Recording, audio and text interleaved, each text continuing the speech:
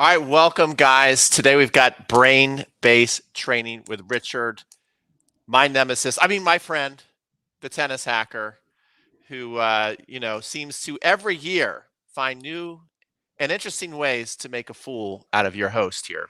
So, anyway, but you got a really good topic today, I will say, brain-based training, and kind of tell us what that is. And as you guys come on in, say hello. Let us know where you're from. Let us know what you want him to make me do today, whether it's hop on one foot, try and touch my tongue with my eyes, whatever you want to see Richard run me through, let us know. Anyway, go ahead. What is brain-based training? What are we talking about? Well, firstly, thank you for having me again. I always look forward to these sessions and to TennisCon every year. And I was watching Thomas's class yesterday on the serve. Excellent. I love his work. And at the end, you threw some shade at me right at the end, and I wanted to type and come back at you, and you didn't give me a chance. The live stream closed down. So now is my chance. That's the way I do it. Hit and run. That's called a hit and run. I saw that. that. So brain-based training, in a nutshell, the brain controls everything that we do. It controls everything we've ever done, and it controls everything that we will ever do. So when you hit a forehand or a backhand or a serve, it doesn't happen by magic. Your brain tells the rest of your body what to do. So when you watch amazing tennis players on TV, they have brains that work in a very specific way. Now, the good news for all of us is that our brains constantly change. So when we learn techniques, that is our brain learning stuff and rewiring itself. And when you understand a little bit more about how the brain works, and nobody knows everything. I'm not claiming to know everything about the brain. Research hasn't figured everything out yet. But nowadays, we've got some pretty good information about how things work. It enables you to train in better ways, both on court and off court. So when I think about brain-based training, I just think about, okay, what can we actually do to improve from every perspective? So the way that you practice, or the two things, or the thing that I try and explain to people is, if you want to continually improve as you get older, you've really got to do two things. You got to practice in the right way, based on how your brain actually learns information, because if you don't structure your practice in the right way, you just get left spinning your wheels and nothing ever changes. And if you want to really improve, then you have to improve how your body functions. Like, if you want to play better tennis, you have to be a better tennis athlete. It's as simple as that. The guys and girls that we see on TV, they didn't just get there just by practicing. They're the most amazing tennis athletes, and they practiced, and that's how they got there. So when I think about brain-based training, I think about both sides of it. Yeah, interesting. I love this topic, and I'm just curious to know, have you ever, one of the books that I really love, and it'd be interesting to get your perspective on this, have you gone through the talent code at all? And is that something do you agree with that philosophy in general, or do you have things that you disagree with in that book? I don't try and do too much thinking myself, because there's all these amazing people that have already figured loads of stuff out. And I use a lot of the information from the talent code and the author, because he's done a massive amount of research in this area. So I think it's a really good book for anyone that wants to get better at tennis or anything else. Yeah, I really like it. Okay, so Gordon, first of all, Gordon Tanner, he is a legend, Richard. He's over there in Oxford. He tunes into a lot of our live streams. He's got beautiful courts in his backyard, and it appears to me that he lives in some kind of castle. He's a very interesting guy, and he wants to know, where did you learn neurology? Where did you learn this? Where are you getting all this information? So sadly, I didn't learn it at university when I did sports science or science and football at Liverpool John Moores University, which is kind of mind-blowing, because I then spent the next 15 years learning everything I could about human performance from different doctors and coaches and therapists. And no one taught me anything about the control center for everything, the brain, until I learned from Dr. Eric Cobb from Z Health. So initially it was from Dr. Cobb, and after that I then started to go through the Carrick Institute by Professor Carrick, and then I did some stuff with Dr. Datis Karazian as well, and then just a continual learning process from all of them, and research papers and neurology books, etc. But it started with Dr. Cobb, Z Health, an absolute genius of a man. Oh, that's awesome. And right here, one more comment from Gordon, which I've noticed you are definitely getting better as a lefty. I mean, it's pretty impressive. So tremendous achievement, he says, Richard, learning the lefty side. So Oh, thank you. maybe kind of talk about, so everybody kind of understands what you're doing. Why are you training left-handed? What are you learning? How are you kind of using yourself, I assume, a little bit of as a guinea pig? Am I right on that?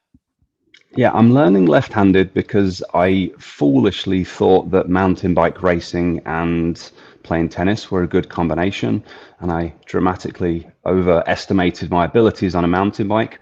I had much more enthusiasm than skill, and it didn't end well for my right collarbone and shoulder. So I had a bit of a bad accident and mangled things. But that was what led me to the brain-based training and to start to learn about neurology, to rehab that injury and the concussion that I got from it. So it was kind of one of the worst and best things that ever happened to me at the same time. And I got away with playing right-handed for a while, and I got to a pretty good level, kind of the best level that I ever got to, but it just kept on dislocating. And I'd play for, got to the point where I was playing for 2 weeks, and then I'd be out for 3 months, playing for 2 weeks, out for 3 months. And that's not fun. So about 3 years ago, just over 3 years ago, I kind of made the decision, all right, I've got to switch from right-handed to left-handed. And yeah, it's been a fascinating process. It's taught me so much, because there's one thing when you grow up playing a sport and you do it hundreds of thousands of times, millions of times, the repetitions throughout your whole life, and then you go into coaching and you kind of learn how it works and you understand it in theory, and you can already do the stuff, and then you work with players and it's like, you just do this, and then they can't do it. And it's a very different thing learning something as an adult. Now, I already had the knowledge and understanding of how it works, but then going through the process of doing the repetitions and the frustration that's involved, and it was exhausting. Like when I was younger, I was a nightmare, but when I was older, I developed a pretty good temperament on court. I was able to regulate myself and control my emotions. But then when I started playing left-handed, I was just losing I'm not going to swear. I was losing my stuff the whole time. I'd get a short forehand and I'd miss it. And of course I miss it. I just started playing left-handed and I would go crazy and get angry. And I presume it was just because it was taking so much energy and so much focus to just do stuff. I didn't have any bandwidth left over for just controlling the way that I was feeling on court. So many aspects of learning to play left-handed were a really good learning process. And hopefully I feel that it's helped me to be a better kind of coach to help other people. Although I should let other people judge that. That's what I'm hoping in my head. Yeah. That reminds me of on Sunday, I did 8 huge mistakes club players, adult players make, and one of them is that they're too smart for their own good. Often, a lot of high achievers, business owners, doctors, lawyers, love tennis, love to come train with me, and so I explain things to them like, "Hey, this is what we're learning. This is how you do it." They're like, "Yeah, that's a great tip. Thank you for that." But then the actual process of getting your body to do it, I find that a lot of people don't have the respect for the process that it actually takes and the appreciation. They're like, why can't I get this? There must be something wrong with me. Clearly, I'm an idiot because I get what you're saying, but I can't do it. So, kind of talk about why that happens, especially as an adult, and what you're doing to learn left-handed to combat all like your obstacles that you're going through. What is actually ultimately the path to have some success here? Well, I mean, firstly, that's one of the things that I like about the content that you make on YouTube. I know there's a bit of a tendency these days for people to talk about the 3 simple steps to do this and how we can hit Alcaraz's forehand in 5 simple steps, as if any of us can hit a forehand like Alcaraz.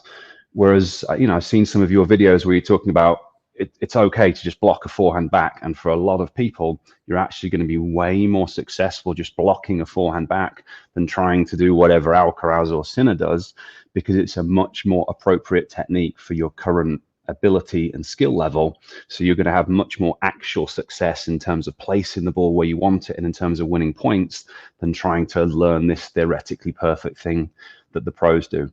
So I really like the fact that you do that, because that's how it works. You've basically got to find the best technique that you can for your ability level, but you have to go through the process of practicing things in the right way.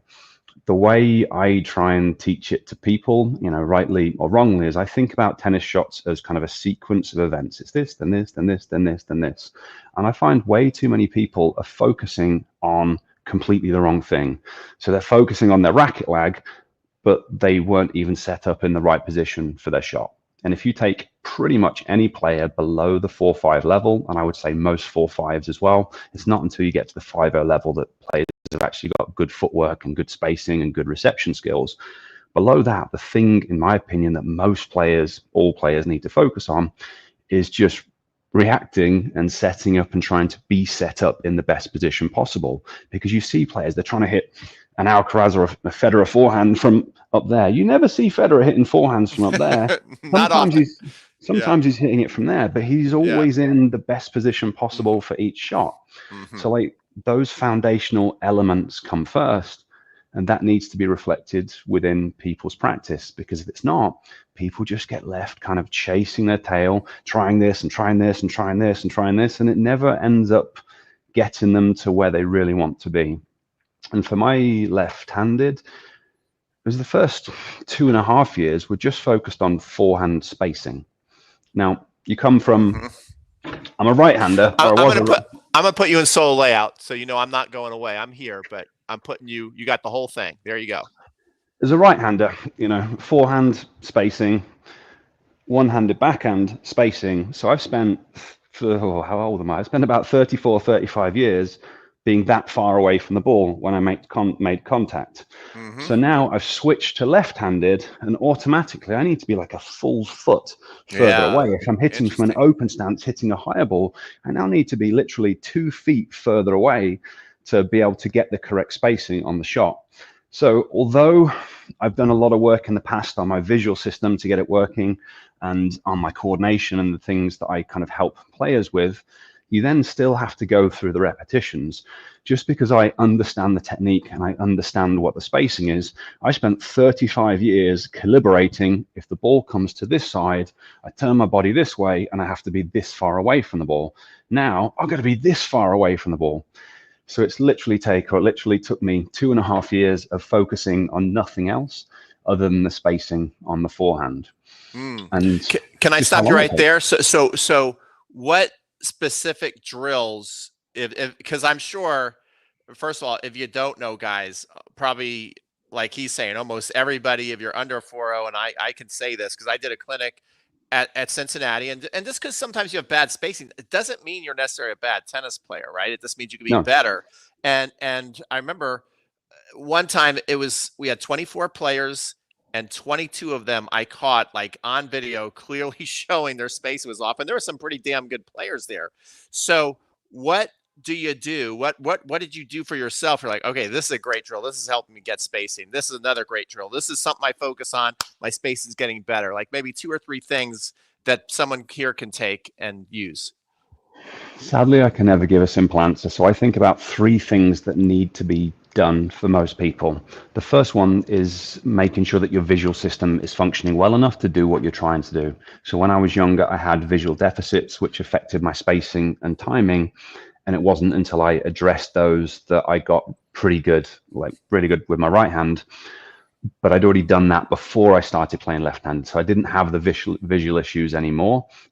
But for most players, their visual systems just don't work well enough to allow them to play tennis in the way that they actually want. You know, they function in life, and, you know, you might have a dentist who's got amazing vision in one sense, because to do what a dentist needs to do, it's incredible.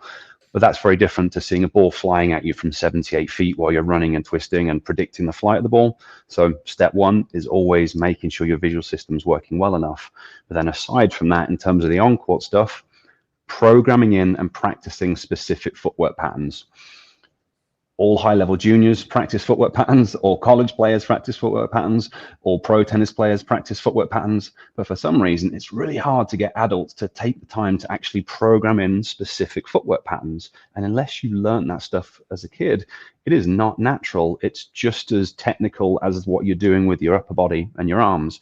So spending times working on the footwork patterns on their own without the ball first, so that you develop the habit and the movement patterns to be able to do that.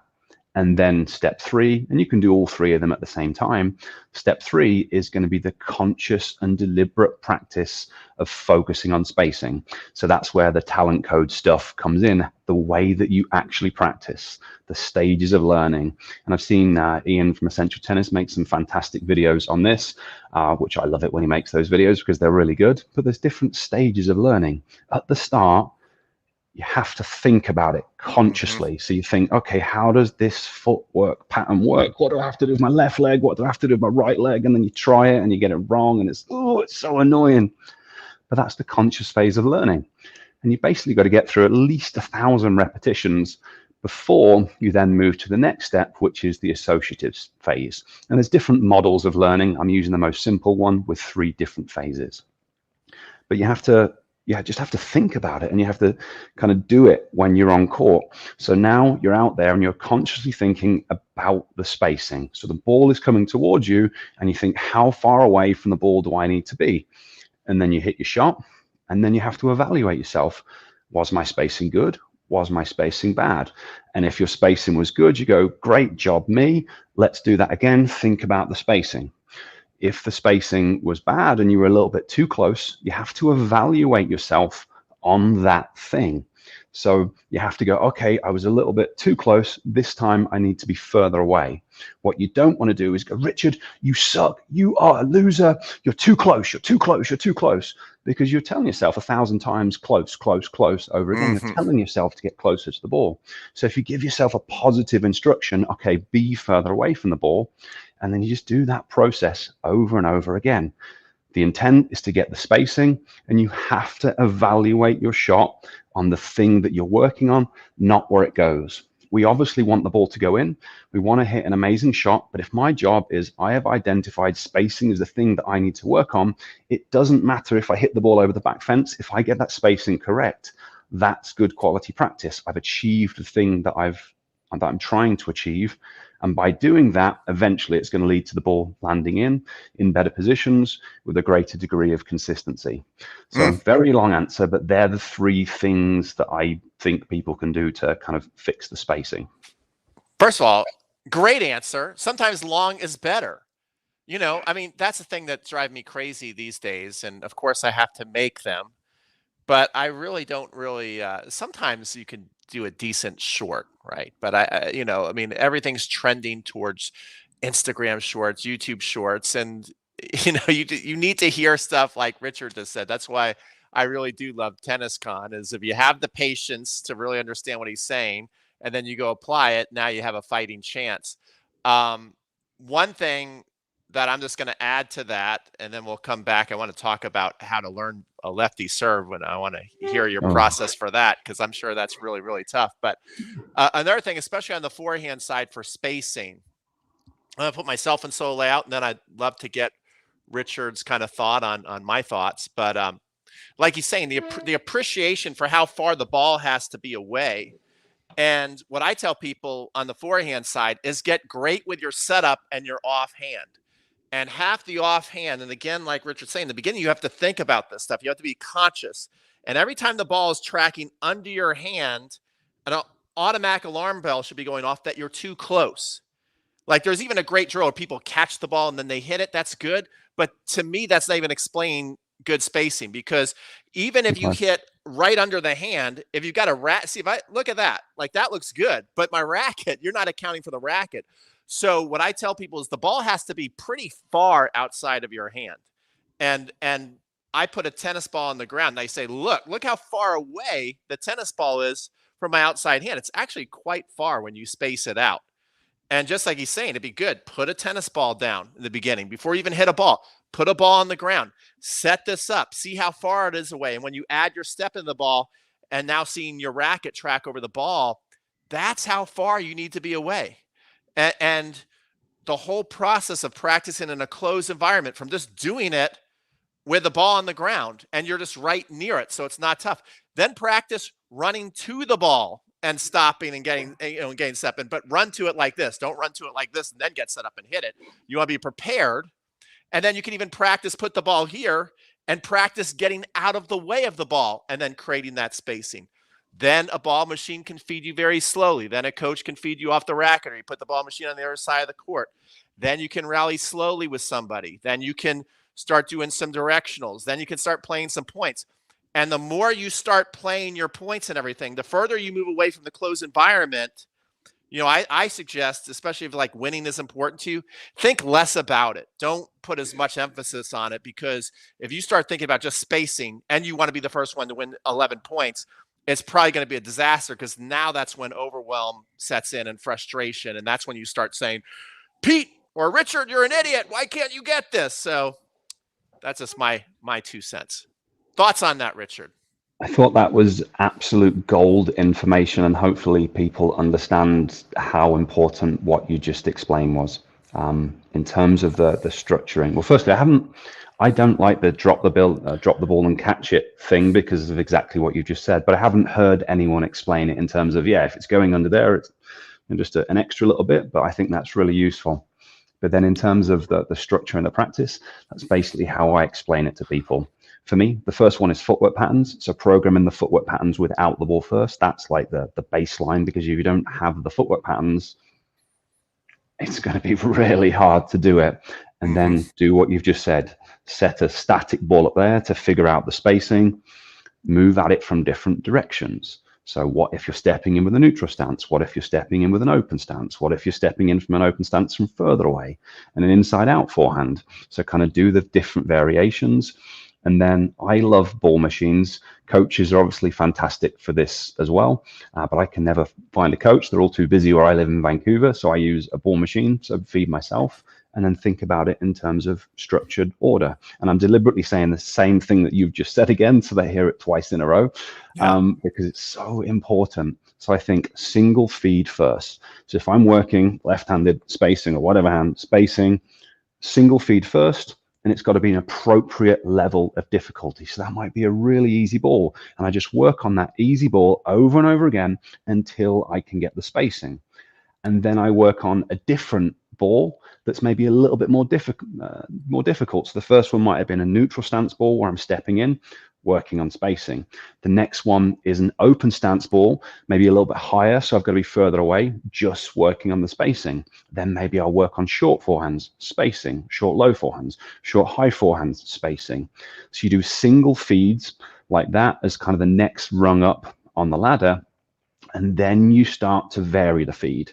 So now maybe I go back to that simple neutral stance forehand. I'm working on the spacing, but I might feed myself a backhand and then a forehand. Yes, exactly. So the whole idea of the backhand is just to distract me. So then I have to rethink about the spacing when I go to the forehand. And you basically kind of work through increasing the level of difficulty. All that we're doing is still working on fixing that spacing, but we're just challenging the spacing in different ways, until eventually, as Peter said, we're getting to rallies with people, and then finally points. But realistically, based on my understanding of the research, you're going to have done at least 10,000 repetitions decently before it's got a hope in heck of holding up in match play. And this is where it goes wrong for so many people. Here, I'm focusing on the spacing, or we're focusing on the spacing because it's so important.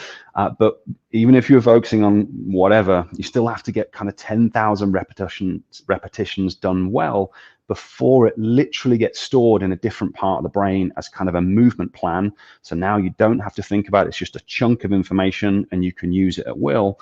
And then it's a more natural habit. And then it can happen under pressure in matches. But if you've only done 200, 300 repetitions of something, there is no way, it's basically an impossibility that it's going to happen in matches. And if it does happen in matches, it's happening through luck, which is why you can only do it once in a blue moon and you can't do it consistently. So it's just such an important thing to wrap your head around. It sounds slow and it sounds whatever, but that's how learning occurs within the brain. And if you don't do it that way, that's one of the major reasons why people just don't progress in the way that they want. Yeah. So, I mean, the key tip there, guys, is enjoy the process, enjoy the practice. Don't be in a rush to see it show up in your matches. And I think that's where, again, a lot of adults get frustrated, because not only are they very smart, they're also very type A. They want the result. And And they're also saying to themselves, which they're right. They're like, well, no one else is watching Tennis Con at my club, and no one else is going out there and practicing the way I'm practicing. And like, I'm working harder than I know 99% of the people at my club who are over 40 years old. So darn it, why isn't this coming yet? And it's like, everything you are saying, guys, is true. You're not crazy. You are going the extra mile by watching Tennis Con. You are working hard every bit at your club. But just like he said, just because you've done it 300 reps a day for a week and like no one else is doing that, that's still not enough reps, right? So you got to respect the process, try and really put in your work and enjoy it. Don't expect anything in your matches right away, and just go out and enjoy your matches too. Like, there are two different skills. Enjoy learning a new motor skill, and then when you go play a match, just enjoy competing and don't necessarily worry about it, when or if it's showing up. If you keep it going and you get your 10,000 reps in, it's just going to show up one day and go, here I am. We've been doing this. We're ready to go. And you're going to be like, what the hell just happened? But if you're always waiting for it to come, right, it's going to be really tough. And then you're going to give up before you get there, but it's going to get there. Okay. A couple of really good questions. We're going to go off on a little bit of a tangent. We were focused on one thing, but people are in the chat. They're asking great questions. So we're just going to bounce around a little bit and then we'll come back. But this is a very famous kind of video. I wonder if you saw it on Patrick Mouratoglou's. Okay. Richard obviously has an opinion on this. No. I don't have any opinions on this. Do you know what he's talking about? Have you seen it? Okay. Don't give all those smirks and head and say you have no opinion. Please explain. I'm a terrible liar. You can tell by my face what I think. Please explain the Mouratoglou dominant eye theory and just give your opinion. I mean, it's your opinion. You're entitled to your opinion, and then people can judge what they think. So firstly, I haven't coached Serena Williams, so I don't know what it's like to help a player win multiple Grand Slams. So if you want to win multiple Grand Slams, I think that Mouratoglou is the person to go for in terms of that, compared to me or maybe some of the other people on YouTube. But when it comes to eye dominance, if you just look at his video, the last one, I've seen a few by him, but one of the ones that really, you've got to understand, because I help people to train their vision, I have to answer so many questions on this. It triggers me, because eye dominance you're born with. You're either based on the test that he shows, and there's no consensus within the world of optometry and eye doctors what eye dominance actually means, and I'll explain that in a second. But based on the test that he uses, you're either left eye dominant or you're right eye dominant. You're either tall or you're short. It is what it is. There's nothing you can do about it. But if you look at his video where he's talking about Federer's forehand, he's like, yeah, Federer, left eye dominant. That's why he hits his forehand and he keeps his head still and he does this and he does this. And then in that same video, and he goes, yeah, and on his backhand, he keeps his head still as well. I'm not sure why he does that. It's like, well, hold on. We've got two shots, and you're creating one rationale based on the forehand, and then you're saying, well, I don't know why he does it on the backhand. Well, hold on. That doesn't make any sense. Surely we've got to apply the same logic to the forehand and the backhand. If we're getting all this extrapolation and going, yeah, this is why. What about Alcaraz keeps his head still every time? What about Medvedev keeps his head still every time? What about Naomi Osaka keeps her head still every time? What about all these other players that keep their head still every time? Are they doing it because of eye dominance? I'm sure they're not all cross eye dominant.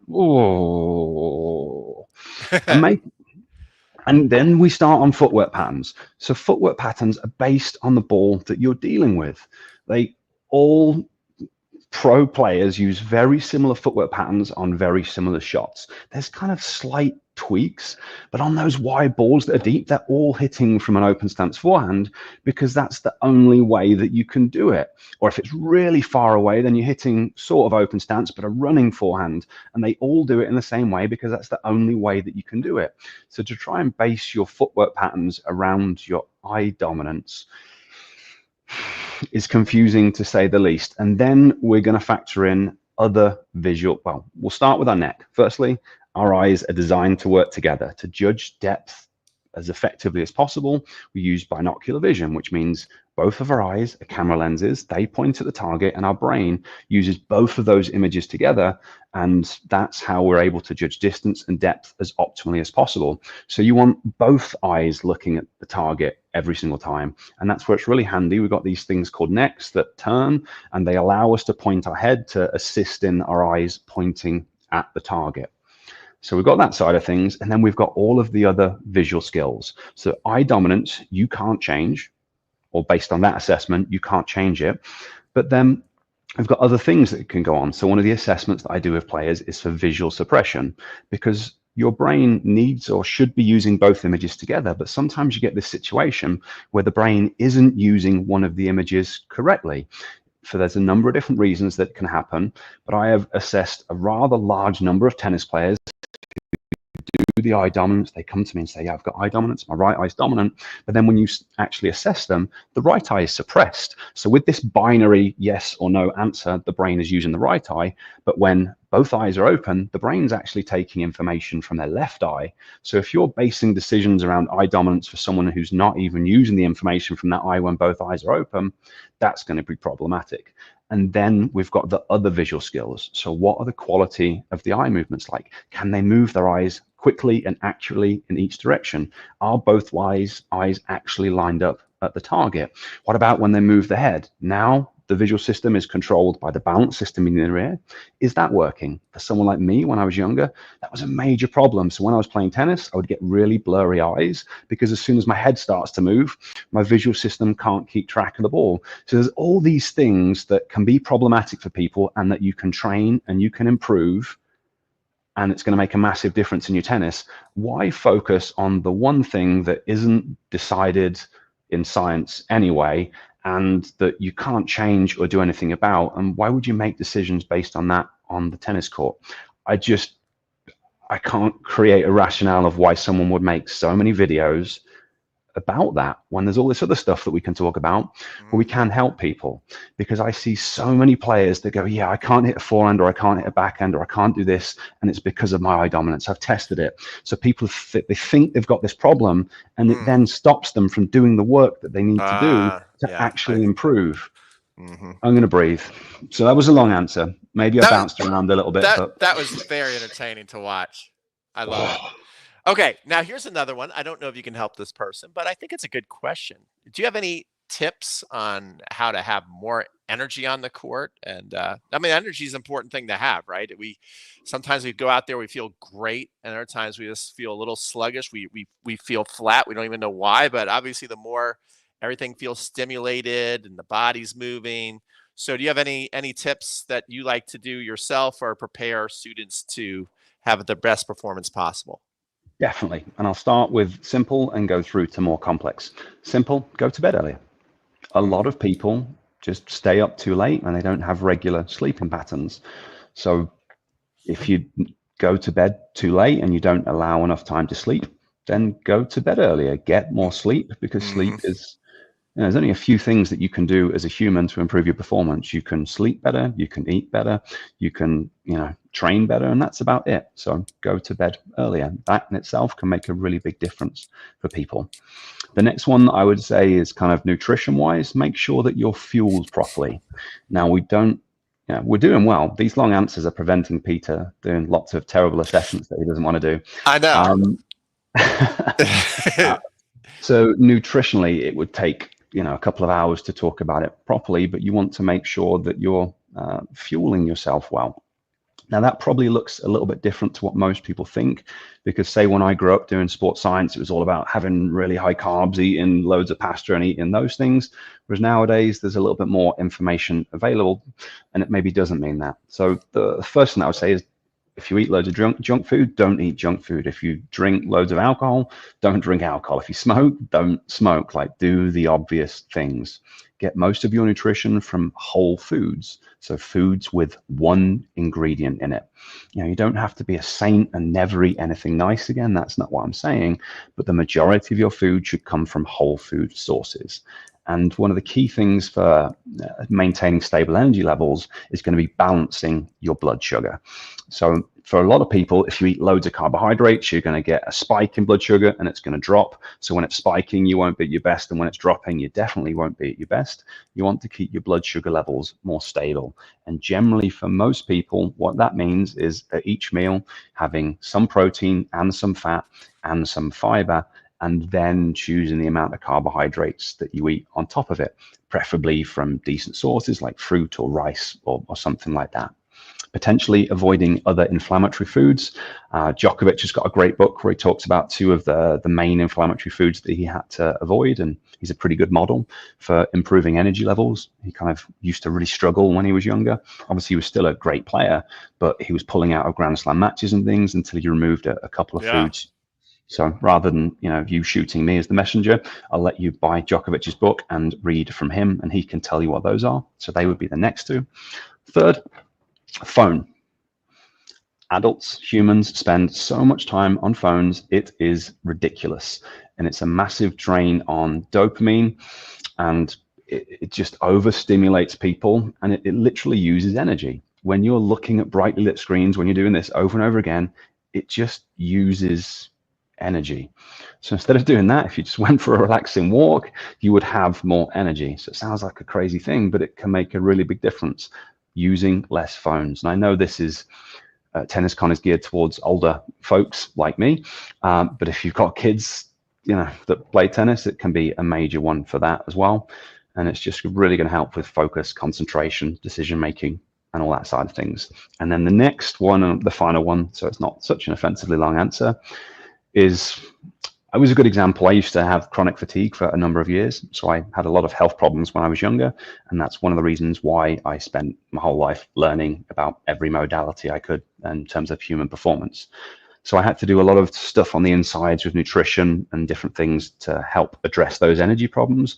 But the final thing that really kind of fixed my energy problems was when I started to learn about brain-based training. So what this comes down to is the brain uses a massive amount of energy, and if parts of the brain aren't working as optimally as they should be, for me, I'd been hit in the head too many times playing sport and mountain biking and those things. So I had problems with my visual system, problems with my balance system. All that stuff lives at the back and lives at the bottom of the brain, and blood flow has to go up and forwards before it gets to the front part that does our conscious thinking and our focus and concentration. So for a lot of players, they need to actually improve that to maintain energy levels. And I think a good way to tell if you fit into that category, some of the people that kind of Peter's talked about, you get people who, hey, I just can't concentrate when I play tennis. Like this guy or girl has run a multinational company, they're a gazillionaire, they're a really high functioning person in life. They obviously have the ability to focus and concentrate, but then when they play tennis, they lose concentration the whole time.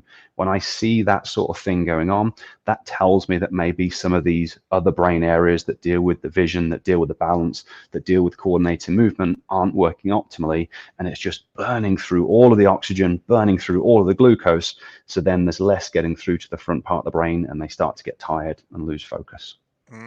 Good answers. Good answers. I was going to add a couple of things to that too. So you do all that stuff to prepare for your match, and then who asked that on the? I want to see if I can find Perrin. So make sure you also get a really good warm up before you play, right? So warm up, and then I think it's a good idea before you actually start playing your match points is figure out a way to do something competitive before you go play your match, to where you put, so let's say you're jumping, let's say you're like, I'm gonna jump rope for 10 minutes, right? Then maybe the last like 4 minutes, you're like, okay, now I have to make a certain amount every time. And you kind of focus on that as like your consistency. Like when you miss a jump rope, you're like, that's an unforced error. And then give yourself something to do. Maybe you're like, okay, now I just got to run like a little sprint as like a punishment. So now you're working on adding a little bit of pressure and competition, even if you're not getting to, well, I can't go play. I can't, because all the courts are taken before, my matches. So I just got to walk in and compete. You can do a lot of little things to add competition that aren't necessarily playing tennis, but it gets you focused and it gets you feeling what a consequence is and a negative kind of hit to your ego if you make it important. You know, like sometimes I will jump rope and I will say that, and I'm like, if I miss, then I got to do that, you know, or I can't stop until I get this many in a row. And when you do miss, it kind of gives you that same feeling, that same letdown feeling of when you lose a point. So, and then you got to refocus and get back and succeed. So that's my last tip on that. Okay, Ian Westerman, I gotta like send you like a gold star for the week. This guy has been on. I'm so impressed. Number one most satisfying accent of all YouTubers. I might have the number one least satisfying accent, but so yeah, so very good. It's good to see you again, Ian. All right, I want to get into the serve. I'm sure. How has the serve been? Learning a new serve on the opposite side. That's probably got to be one of the hardest things to do. Yeah, it definitely is. And I'm about to, like, the next 5 months, the plan is to learn how to serve proper so that I could actually play some tournaments again. To be honest, I haven't spent that much time on it. I've planned to, but I haven't even worked on my backhand for some reason. Well, not for some reason. I know why. The backhand just came really easy to me. And I think it's because of the spacing and the timing. Like if you can space a right-handed forehand, one-handed backhand, you're automatically going to have good spacing. And then the orientation of your body making contact.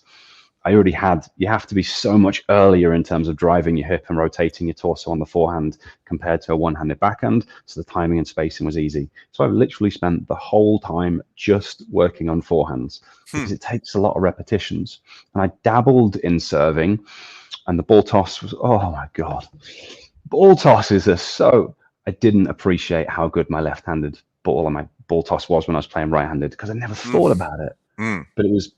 But now trying it right-handed, it's tricky. So spending time actually practicing the ball toss in isolation. And I've seen a number of YouTube videos about this, and maybe people don't appreciate it for what it is, but just like we said, with the phases of learning, just going through it and going, right, you have to think about it. If I'm trying to think, our brains can only focus on so much information all at once. I probably should have said that earlier. But if I'm trying to think about my ball toss while I'm doing this and this and this and this, that's a lot of stuff. The ball toss kind of comes first. So the ball toss and the loading phase on the serve is like getting to the ball and setting up on your forehand. If you don't get a good setup, it's not going to happen. So you have to go through the due diligence. And at the moment, I'm still really focusing on just trying to keep my arm straight, trying to release at eye height, visualizing where I want to place the ball. Where there's a very big spread at the moment. With my left hand, it just goes there. With my right hand, but I'm going through those repetitions. It doesn't matter that I played tennis my whole life. It doesn't matter that I spent a lot of my life coaching. It doesn't matter how many YouTube videos I have watched. I have to physically do the repetitions. Some of them I do well. Okay, what did that feel like? The ones that weren't, okay, what was I thinking about it? How do I correct it? So just going through the repetitions on that. So that's my main focus at the moment, and then trying to get the loading phase. And yeah, I can serve. I can probably put a left-handed serve down at around 90, 95 miles an hour, something like that. That's pretty damn good. But it's the same as the forehand. Like the serve racket drop, I'm preaching to the choir, you know this. The serve racket drop is the same as the forehand. So working on throwing that left hip up and forwards on the forehand, and the sequencing and the timing of that is still the same thing. So it's helped with my serve, although I haven't been working on it that much. I can hit a kick serve, but not consistently. The slice. My slice serve was my best serve on my right hand. It is by far my worst serve on my left hand, which is fascinating. But I'm still focusing on basics, loading phase, and trying to get the ball toss. And then the other stuff comes after as a secondary thing. So this is what I'm in the process of doing, but I haven't. All my other shots, I've got to a point where I'm happy with, and I'm going, right, these are decent shots. But the serve, I haven't got it there yet. So I'm hoping the process is going to work. I've done it with the other shots, but I haven't got like a high quality serve yet with my left-handed. So we'll see as it progresses. All right, I've got a challenge for you. You're in Arizona. You come visit me in Atlanta. I have a decent lefty slice that I think I can seen it. bestow to you. I have and I can help people get there pretty quick. So I challenge you to come on out. I get that thing. I'll get that thing going right into the fence, baby. I promise. I promise. I've seen you hit a ball. You're a great athlete. I know I can get that thing just moving like crazy. Promise. But it's such a subtle thing.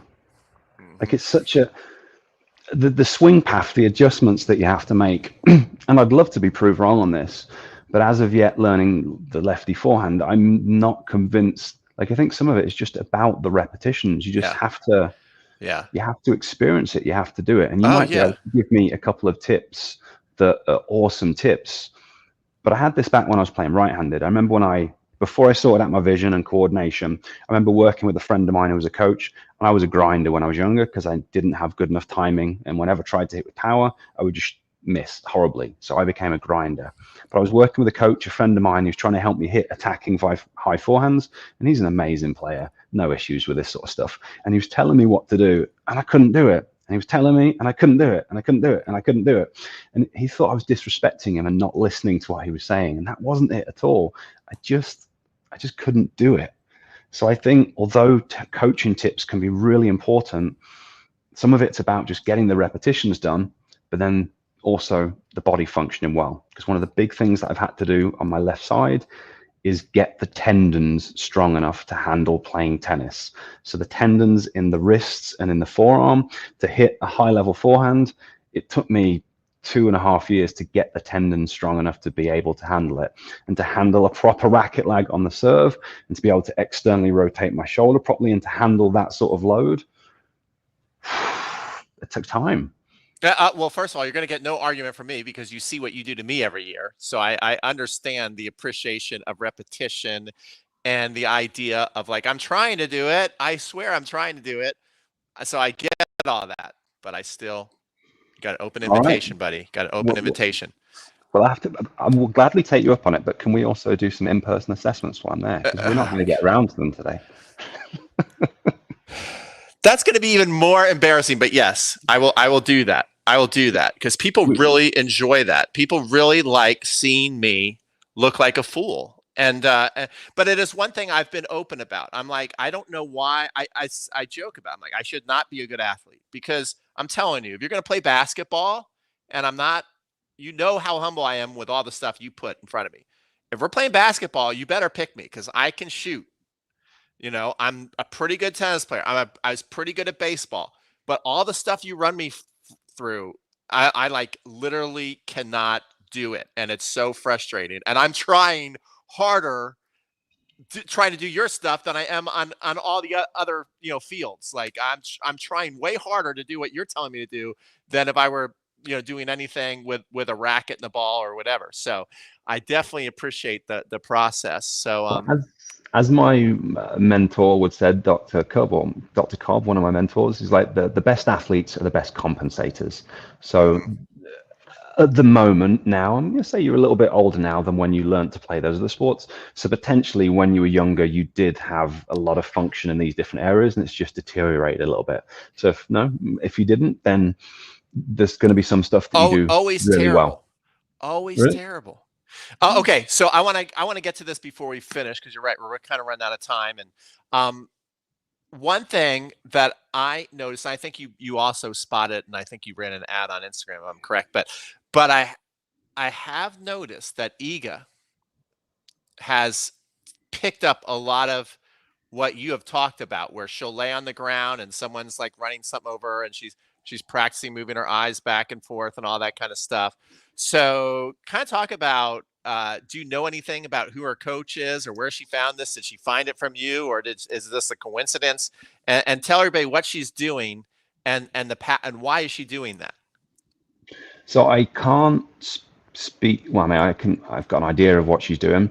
I can speak more about Zverev just because I know the person that taught him how to do it. And you also see him doing that stuff. We're both trained by the same doctor.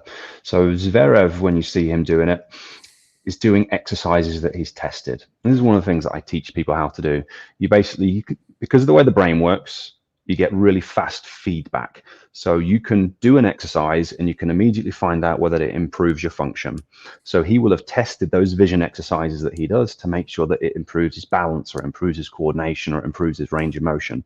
But it basically improves him and gets him switched on. So it's like the ultimate warm-up exercise before you play, because you've tested it and it knows, you know that it makes you a better tennis athlete when you do it. So it's highly likely that Iga is doing that, and it's much better to use a first name because I still can't pronounce the second name no matter how many times I try it. Yeah. She might have tested those exercises to find out ways to upregulate her performance, or she could be doing it as more of a generalized warm-up, which also works effectively. You warm your body up, you warm your muscles up, you warm your cardiovascular system up. Peter gave some great ideas earlier for how you can work your conscious brain up by doing some competitive games before you play. And you can also warm your visual system up. So I've seen her warming up different types of eye movements and warming up peripheral vision. So she's either tested those things to find out they upregulate her, or she's using it as more of a generalized warm up. Both can work really effectively. Yeah, great. Well, this was a lot of fun. Definitely check out Richard's presentation at TennisCon. It's always great. It's on balance, a lot on balance this year. Just some quick housekeeping here. If you are first of all, if you're a lifetime member, because I know a lot of you, because I send out the free pass every day. Maybe you've been checking out the free pass. Definitely try and log in and give it a test, okay? Because some people, especially after TennisCon is over, I'll get a lot of emails like, I can't log in or whatever. So try to log in. If you can't log in, I'm going to put this email in here. Email me at crunchtimecoaching@gmail.com. Okay. Also, if you are getting some of my emails but not other emails, I am sending the emails, guys. I mean, I promise. There's some of you that are probably thinking, wow, can Pete stop sending emails? But I am saying the emails with your free link every day, asking you throughout the week if you can log in.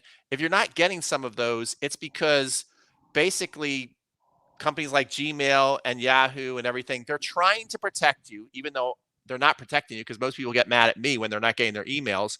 And since it's a mass email system, because we have over 8,000 people signed up for this, basically a Gmail will block it, say, oh, we don't think you want this, so we're going to protect you from getting Pete's email. I am sending you the emails. Some people are thinking that I have some like cruel joke where I sign you up and then I'm like, I'm not going to send you an email this week. Ha ha, I got you. No, it's Gmail or whatever your email system is blocking you. So again, if you're not getting some of the information, like, how come I'm not getting this information? He said he was going to send it to me. There's a good chance you're being blocked. So again, email me at crunchtimecoaching@gmail, and whatever you're missing, whether it's logging in or if you haven't gotten one of the days that's included in your free pass, I will personally send it to you. Okay. I've been on my email like a hawk. I'm either doing a live stream, setting up stuff, talking to affiliates, or I'm like checking email to make sure that you guys are getting what you want. Richard, what's the new thing you're working on? What kind of training can people get with you right now? What are you passionate about, and where should people go to get it? I'm passionate about the way that people practice.